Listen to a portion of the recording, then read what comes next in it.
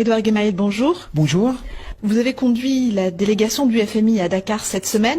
Quel est l'objectif de cette visite? Suite à la publication du rapport de la Cour des comptes à la mi-février, nous sommes venus à Dakar pour discuter avec les autorités du contenu du rapport, notamment ce qui s'est passé en termes de dette pendant l'ancienne administration, comment cette dette s'est accumulée sans être divulguée et quelles sont les mesures et les réformes que les autorités souhaitent prendre afin d'éviter qu'une situation similaire ne se reproduise. Selon le document publié par la Cour le 12 février dernier, les comptes initialement arrêtés en décembre 2023 faisaient état d'une dette publique sénégalaise qui était à plus de 70% du PIB, finalement sous-estimée.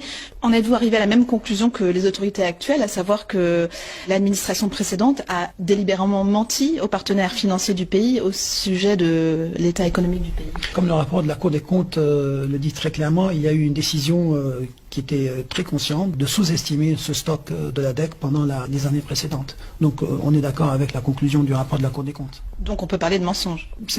Il y a une sous-estimation. Donc on a eu une partie de la dette qui a été cachée. Des sources parlent de 7 milliards de dollars qui auraient été détournés. Vous confirmez? Bon, 25% du PIB, c'est à peu près 6-7 milliards de dollars. Je ne dirais pas détourné. C'est un endettement qui n'a pas été dévoilé. Et donc le stock de la dette a été sous-estimé par à peu près ce montant, 6-7 milliards de dollars. Edouard Guémaël, merci.